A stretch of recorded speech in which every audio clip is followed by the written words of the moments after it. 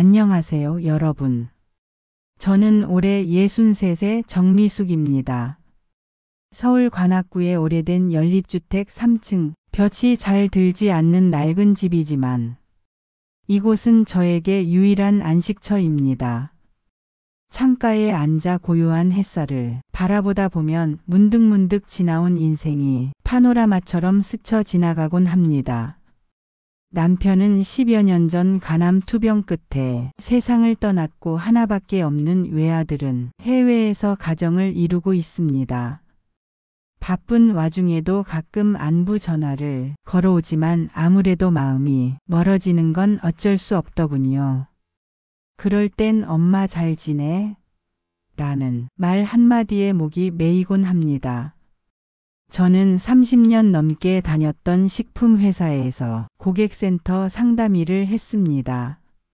하루에도 수십 통씩 울리는 전화 속 때론 이유 없는 화풀이도 견뎌야 했죠. 하지만 참고 또 참았습니다. 그때 제게는 오직 하나의 마음뿐이었습니다. 우리 아이만큼은 나보다 덜 힘든 인생을 살게 해주고 싶다. 그 마음 하나로 저는 참고 또 참았고 무엇이든 견딜 수 있었습니다. 퇴직 당시 제 나이는 정확히 60세였습니다. 누구는 인생 이막의 시작이라 말하지만 저는 그 나이에 사회에서 조용히 밀려나는 느낌을 받았습니다.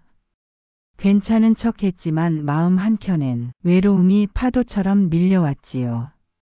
퇴직 직후 몇 달은 자유로웠습니다. 알람 없이 눈을 뜨고 좋아하는 드라마도 보며 늦은 아침을 천천히 준비하던 날들. 그러나 그 평화는 오래가지 않았습니다. 남편 병원비로 퇴직금의 절반인 3천만 원을 썼고 남은 3천만 원으로 얼마나 버틸 수 있을까? 계산기를 두드렸습니다. 식비, 공과금, 병원비, 교통비까지 고려하니 눈앞이 캄캄해지더군요. 생활비는 한 달 평균 120만 원. 그때 깨달았습니다. 퇴직은 끝이 아니라 생존의 시작이라는 걸요. 회사에서 퇴직한 후 저는 처음으로 나라는 사람을 마주하게 되었습니다. 매일 출근하고 일하고 퇴근하는 반복 속에선 몰랐던 허전함이 밀려왔습니다. 혼자 밥을 차려 먹는 일이 이렇게 쓸쓸한지 몰랐습니다.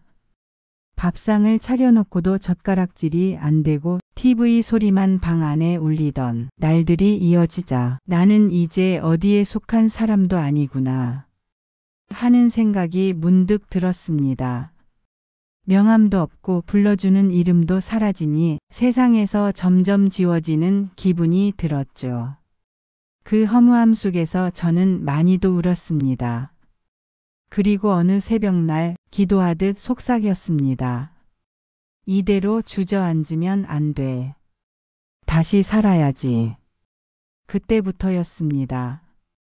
일상을 다시 짜고 하루하루를 정성스레 살아가기로 결심했습니다.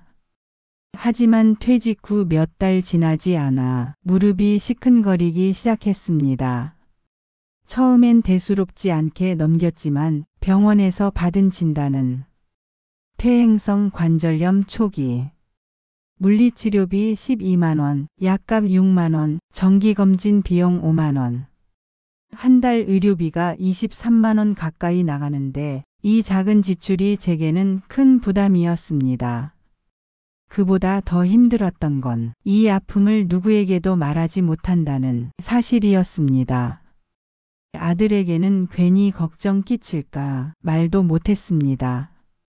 괜찮아, 엄마는 잘 지내라고 말하면서도 병원 벤치에 앉아 눈물이 차올랐던 기억. 몸보다 마음이 먼저 아프다는 걸 저는 그때 처음 알았습니다. 다행히 국민연금이 있었습니다. 매달 63만 원. 아이를 키우며 경력 단절도 있었고 비정규직으로 일한 기간도 많아 연금 수령액이 그리 높지 않았습니다. 하지만 큰 금액은 아니지만 고정적으로 들어오는 유일한 수입이었습니다. 생활비를 한 달에 100만 원 이내로 줄이기로 결심하고 가계부를 쓰기 시작했습니다. 숫자가 조금씩 정리되어 갈수록 제 마음도 차분해졌습니다. 나는 나를 돌볼 수 있다는 확신이 들었습니다. 전략은 저에게 생존의 도구였습니다. 장보기는 한 달에 2번으로 줄였습니다.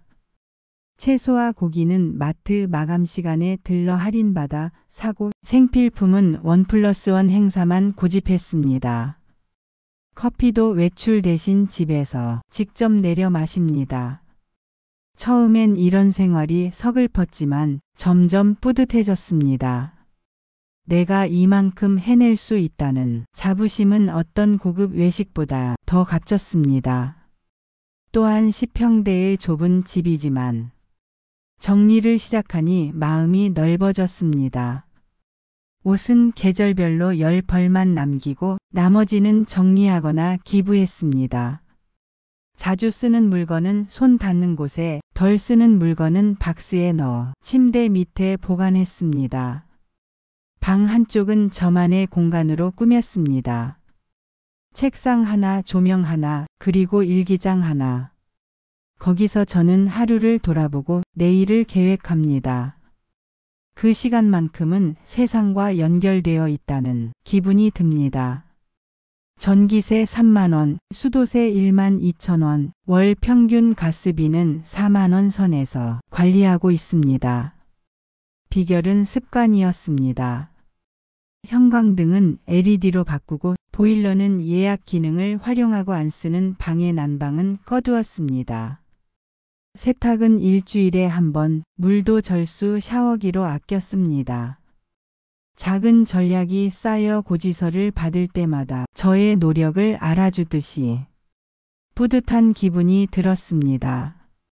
얼마 전 다니던 복지관 게시판에서 시니어 바리스타 교육생을 모집한다는 문구를 봤을 때 또 한 번 심장이 뛰었습니다. 내가 할 수 있을까? 수없이 망설이다 용기를 냈습니다. 3달의 교육 후 동네 북카페에서 아르바이트를 시작했습니다. 처음엔 서툴렀지만 고객의 따뜻한 인사에 힘이 났고 손으로 내린 커피 한 잔에 저도 위로받았습니다. 첫 월급은 80만 원. 그 돈으로 겨울 외투를 사고 손주에게 장난감을 사서 보냈습니다. 눈물이 날 정도로 기뻤습니다. 나 아직 쓸모 있는 사람이구나 하고요. 지금은 국민연금 63만 원과 아르바이트 수입 80만 원, 총 143만 원으로 살아갑니다. 부족한 듯 하지만 이 안에서 충분히 살아낼 수 있음을 배웠습니다. 가끔은 외식도 하고 오랫동안 못 본 친구를 만나 따뜻한 차 한 잔을 하며 대화를 나눕니다. 지금은 조금씩이지만 개인 연금 저축도 시작했습니다. 여유는 금액에서 오는 것이 아니라 마음에서 비롯된다는 걸 알게 되었습니다. 이 나이에 제가 가장 확실히 느낀 건 누구도 제 인생을 대신 살아주지 않는다는 사실입니다. 모든 결정은 제 몫이고 그 결과 또한 제 몫이었습니다. 혼자라는 게 외롭기도 했지만 그 안에서 단단해졌습니다. 이제 저는 말할 수 있습니다. 지금도 충분히 괜찮아요. 저는 제 삶을 책임지며 살아가고 있습니다. 그리고 그게 참 다행입니다. 혹시 지금 누군가가 혼자라는 이유로 무너지고 있다면 저의 이 이야기로 조금은 위로가 되었으면 좋겠습니다.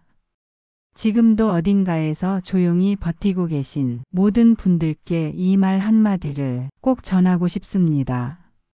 당신의 삶은 그 자체로 의미 있고 참 아름답습니다. 오늘 하루가 버겁더라도 내일은 조금 더 나아질 수 있다는 희망을 잃지 마세요.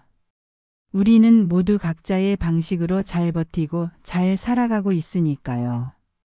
지금까지 시청해주신 분들께 감사드립니다. 이 내용이 힘이 되셨다면 구독과 좋아요를 눌러주세요. 다른 분들에게도 큰 힘이 될 수 있습니다. 항상 건강하시고 평안한 날들 보내시길 바랍니다.